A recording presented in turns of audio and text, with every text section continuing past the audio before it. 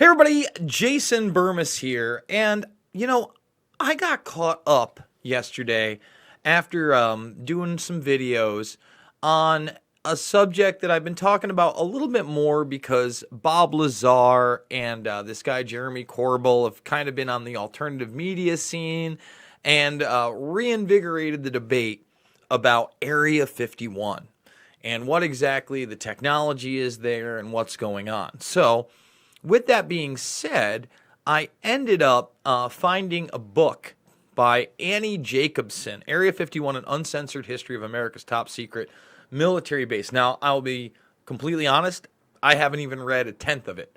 Although I did read a couple of chapters from the beginning and then the end where there's this kind of bombshell claim and revelation. But what I found most interesting about this is that it really exposes a place that was a haven for the CIA.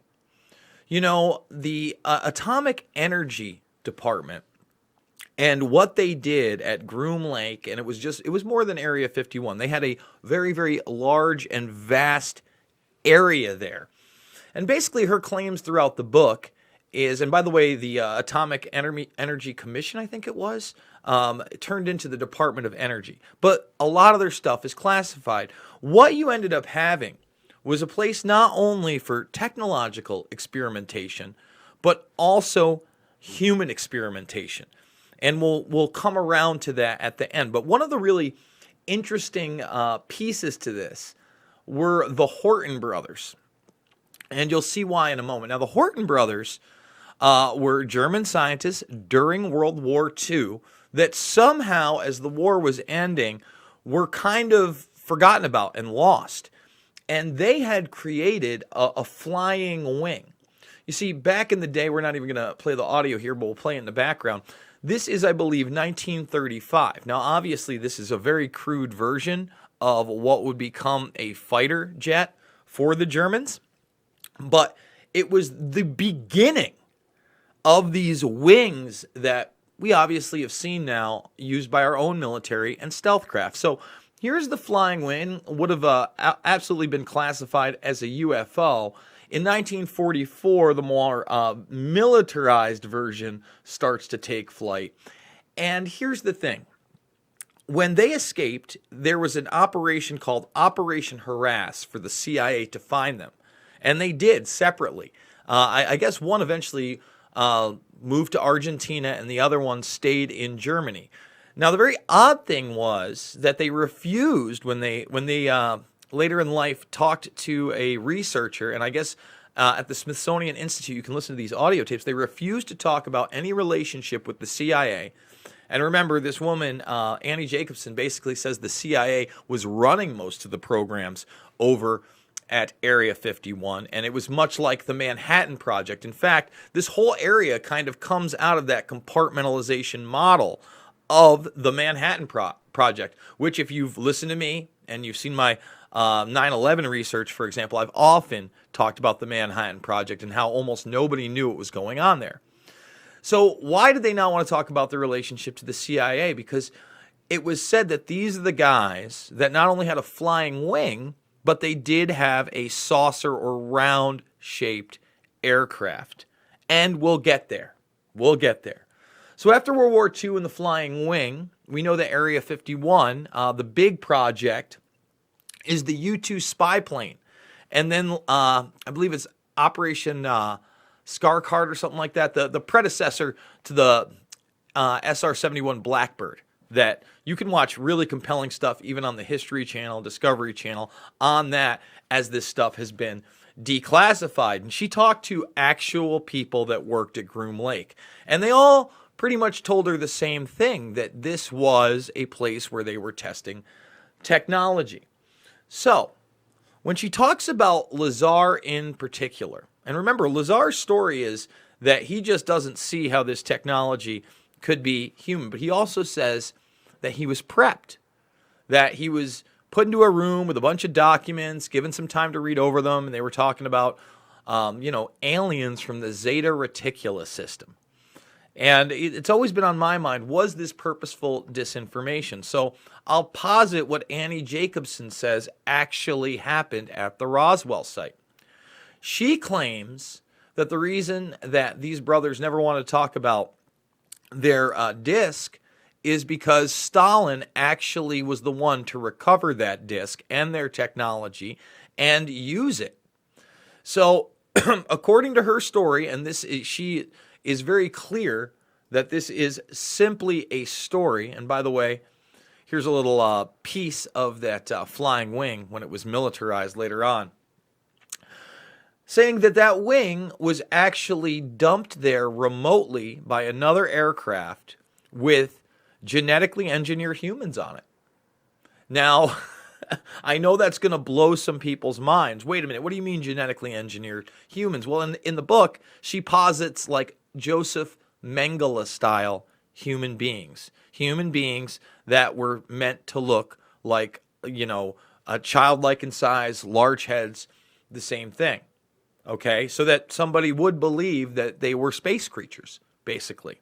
Think about those kind of ghoulish experiments. Now, in one of her lectures later on, someone posed the question, well, why wouldn't we just blow the whistle on this and say, look at how horrible this was? So in other words, with the first accounts of these, that, the soldiers, the people that saw these bodies obviously thought they were alien. And Stalin was supposedly doing this because they didn't have the bomb yet, but they wanted to let the United States know that they did have other technology and psychological warfare. Again, she's positing all of this through an unnamed source, but a source I do believe exists. And whether he had real firsthand knowledge of this or not, when asked why we didn't blow the whistle, he said, well, we were doing the same thing. And that actually does correlate to this. Right here in 1995, and by the way, through the Atomic Energy Commission, we don't know a lot of the experiments that went on. We've heard about a lot of the horrific things, and this was Bill Clinton in 1995 talking about human radiation experiments. Let's just play a little bit of it. With a simple thank you to everyone who participated in this extraordinary project and to everyone who supported them.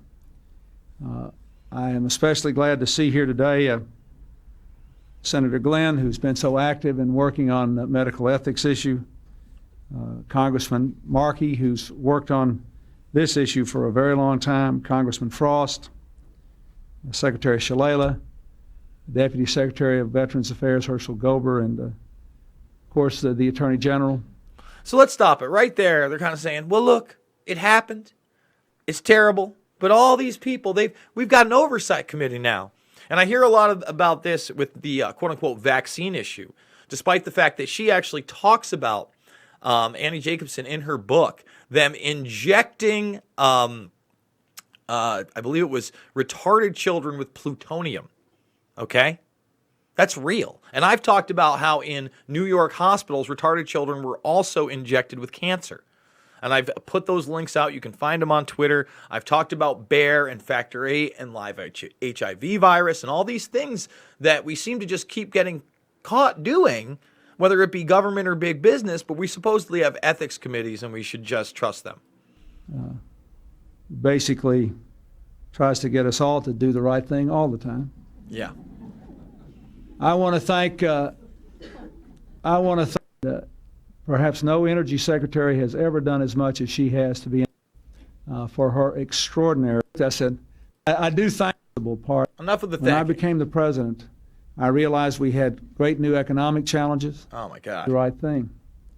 We have declassified thousands of government documents, files from the Second World War, the Cold War, President Kennedy's assassination. These actions are not only consistent with our national security, they are essential to advance our values.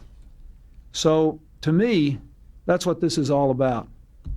And to all those who represent the families who have been involved in these incidents, let me say to you, I hope you feel that your government has kept its commitment to the American people.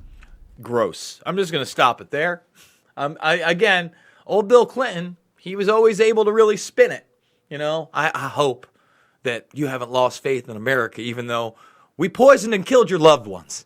I mean, he was good. And again, a lot of this information is out there because it's been declassified. In fact, a lot of the Skunk Works programs have been declassified, and that's why Jacobson did this book. Now, Jacobson also has I'm going to read this entire thing, by the way, probably do a more in-depth breakdown of it. She talks about Lazar in it, and she thinks that Lazar is legitimate. You know, EG&G is real. All these things are real, but whether or not it was alien technology, she completely disagrees with that point. But then when you see how the intelligence system works, when you watch things like Mirage Men, you can understand that. And she's also done a book on the Pentagon's brain, DARPA. Obviously, we do videos on DARPA here, so I'm going to try to finish this up within a week, do a full review on this, and then maybe the DARPA video. Who knows if she'll ever come on my show. But these are the type of brains that I like to pick because they do actual research. Now, coming back around to the Horten wing itself, I want to note that, you know, these type of military technologies don't get commercialized for a very long time. Remember, by the 40s, we had one as an actual jet engine. And now, in April 2019, they've got the Horten HS2, in other words, based on this model that's going to be, it looks like commercially available. Obviously, it has a propeller instead of jet engines on it. But it shows you how long some of these technologies take to come out into the public and be used commercially, if they're ever allowed to at all. So, food for thought. You know, I'm not saying that the Stalin theory and the UFO Roswell thing is actually real. I'm just reporting on it. I'm letting you know. And I'm letting you know we, like the Germans, like the Soviets, have done abhorrent human experimentation on our own citizens. And a lot of that is underground. You know, that's part of Area 51, and that's something that makes people very, very uncomfortable. Folks, if you like this video, well, I think it's time to thumbs it up, share it, and subscribe. Ring that bell for notifications, but you can just hit this star button. Make it blue, come back. We do 3, 4, 5, 6, sometimes 7 videos a day on subjects that matter, like George Soros and Charles Koch teaming up to create a new think tank, the Quincy Institute. We go deep on China with James Corbett. We talk Nexium. We talk outing Disney, Dershowitz, CIA, drones, Epstein, and much more. Please, please, please join the Burmist Brigade. And remember, I am 100% on my own. How am I doing it? I'm doing it through GoFundMe. What am I promising? 30 to 50 quality videos a week on subjects that actually matter and that are backed up by reality and not hyperbole. Not about left and right, not about liberal or conservative, about right and wrong and real information that you can use your own discernment on. So guys, thanks for watching, and I'll see y'all on the flip side.